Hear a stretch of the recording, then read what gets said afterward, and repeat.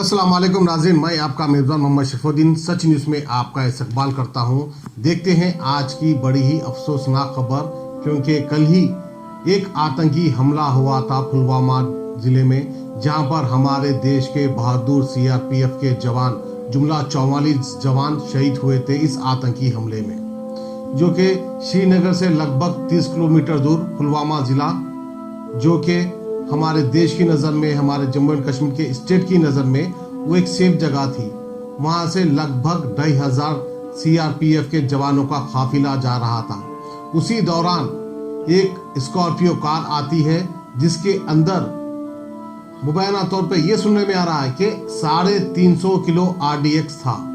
अब इतना आरडीएक्स इनके पास आया कहाँ था, ये सवाल उठता है पहला। फिर वहीं उसकी दूसरी जानिब और एक रिपोर्ट आ रही है कि भाई 350 किलो आरडीएक्स नहीं बल्कि 60 किलो आरडीएक्स था। बहरहाल 1 किलो था होगा। बहरहाल सवाल ये उठता है कि इतना आरडीएक्स इन आतंकवादियों के पास आया कैसा। हमारे देश में, हमारी हुकूमत में ये आरडीएक्स कहां से आया? क्या दूसरे मुल्क से आया या हिंदुस्तान से ही आया? जैश ए मोहम्मद ने इसका जुम्मा अपने सर लिया और जो ये कारकर्दगी को अंजाम दिया, आदिल अहमद, जो कि 2018 में जैश ए मोहम्मद इसने ज्वाइन किया था, इस तरह की न्यूज़ आ रही है। बहरहाल बड़ा ही अफसोस, हमारे देश के बहादुर नौजवान मारे गए, सीआरपीएफ के जवान। हमने कई न्यूज़ों में देखा उनके घर वालों का मातम, उनके माँ बाप रो रहे हैं, उनकी बीवियाँ रो रही है और उनके मासूम बच्चे रो रहे हैं। अब इनका खामियाजा तो कोई नहीं भर सकता। ये किसकी लापरवाही है? आखिरकार हमारे देश में पुलिस के, खुफिया पुलिस के और ऐसे कई डिपार्टमेंट्स काम करते हैं, उन तक ये इत्तला क्यों नहीं पहुंची और कैसे नहीं पहुंची, और ये आतंकवादी ये हमला करने में कामयाब कैसे हुए, सवाल ये उठता है। खैर अल्हम्दुलिल्लाह, हमको हमारे हिंदुस्तान की फौज पर पूरा भरोसा है। हमारे देश के जवान 44 के बदले 400 जवानों को मारेंगे। 400 नहीं बल्कि हम तो अल्लाह से दुआ करते हैं कि 44 का बदला 4000 इनके पाकिस्तान के फौज के जवानों को मार कर ले। ये हमारी दुआ है हिंदुस्तानी फौजी के साथ, और पूरा भरोसा भी है हिंदुस्तान की फौज और हिंदुस्तान की ताकत पर हमें। अब खैर अल्लाह का शुक्र है, कोई सियासी मुठभेड़ इसमें नहीं हो रहा है, कोई सियासतदान उठ के इसके बीच में कुछ नहीं बोल रहा है। खैर ये तो फौज का मामला है। फौज में इतनी सलाहियत है, हमारे हिंदुस्तान की फौज में इतनी सलाहियत है, वो बाखूबी इसका बदला लेंगे। और हम हर हिंदुस्तानी ये दुआ करते हैं कि अल्लाह हमारी फौज को कामयाब करे। जैसा कि आपको याद होगा, इससे पहले सियासी जमातों ने अपना अपना काम कर रहे थे उरी अटैक के बाद, और हमारे एक नौजवान की गर्दन काट कर ले गए थे, गर्दन के बदले गर्दन लेकर आए थे। हमारे प्राइम मिनिस्टर वार रूम में जाकर बैठ गए थे, और वहीं हमारे न्यूज़ वाले, चंद चैनल वाले इतनी तारीफ कर रहे थे कि हमारे प्राइम मिनिस्टर वार रूम में जाकर बैठे, नजरें डटा के बैठ गए। भाई प्राइम मिनिस्टर का तो कोई काम ही नहीं होता है वार रूम में। ना मैं समझ सकता हूँ, ना आप समझ सकते हैं वार रूम में क्या होता है, ना ही कोई सियासतदान समझता है। जाहिर सी बात है, ये फौज का काम है, फौज समझेगी और फौज बाखूबी करेगी।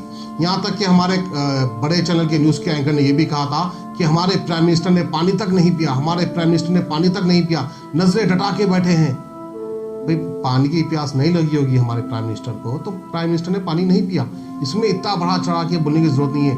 खैर अदबन हम गुजारिश करते हैं हमारे सियासतदानों से, हमारे न्यूज़ चैनल वालों से, कि इस बार कोई सियासतदान का साथ नहीं, बस सिर्फ हमारे देश की फौज का साथ दे। हमारे देश की फौज के हक में दुआ करें कि अल्लाह ताला हमारे देश की फौज को कामयाबी अदा फरमाए। वहीं पर जगह जगह पर हमारे देश में कैंडल मार्च कर रहे हैं, अफसोस जता रहे हैं और धरना लगा रहे हैं कि जान के बदले जान चाहिए। देश की आवाम में भी एक जोश व खरोश है, वो भी जान के बदले जान मांग रहे हैं। बहरहाल बड़ी अफसोसनाक खबर आज की है। हम तमाम हिंदुस्तानियों से दुआ करते हैं कि जो हमारे फौज के जवान शहीद हुए हैं उनके हक में दुआ करें, और उनके माँ बाप, उनकी बीवी, उनके बच्चों को सब्र दे, अल्लाह पाक उनको सब्र दे। और मुख्तलिफ चैनल्स पर, मुख्तलिफ फेसबुक पेज पर, सोशल मीडिया पर आकर कई लोग जज्बाती बयान दे रहे हैं कि हमें बदला चाहिए अभी के अभी, अभी के अभी। हुकूमत क्या कर रही है, अभी के अभी हमको बदला चाहिए, इस तरह के बातें कर रहे हैं। खैर आपके बोलने से, नहीं बोलने से कुछ होने वाला नहीं है। हमारे देश की फौज में सलाहियत है, तरीक़ा है, सलीक़ा है। वो अपनी सलाहियत से, अपने तरीक़े से, अपनी सलीक़े से ज़रूर बदला लेंगे। जैसा कि आपको याद होगा, उरी अटैक का बदला भी बड़ी बहादुरी से हमारी फ़ौज ने लिया था, और कारगिल अटैक में तो पाकिस्तान की फ़ौज को भगा भगा कर मारा था। इतनी काबिलियत और इतनी ताकत है हमारे देश की फ़ौज में। और वहीं पर कुछ लोग आकर तानाकशी कर रहे हैं, जैसा कि हमारे देश का मशहूर गवैया है, उसका नाम कुछ सोनू निगम ऐसा कुछ नाम है उसका, वो आके तानाकशी कर रहा है कि अब सेक्युलर ताकतों को याद करो, उनको अब ये बोलो कि भाई तेरा काम है गाना गाना, तू गाना गा ले, खुश रहे। इस तरह के भड़काऊ भाषण देने से कुछ नहीं होगा। अल्हम्दुलिल्लाह हम एकजुट है। सीआरपीएफ के लोग मर गए है ना? कितने 44 लोग थे। अरे 44 हो या 440 हो, आप लोग क्यों दुख मना रहे इतना?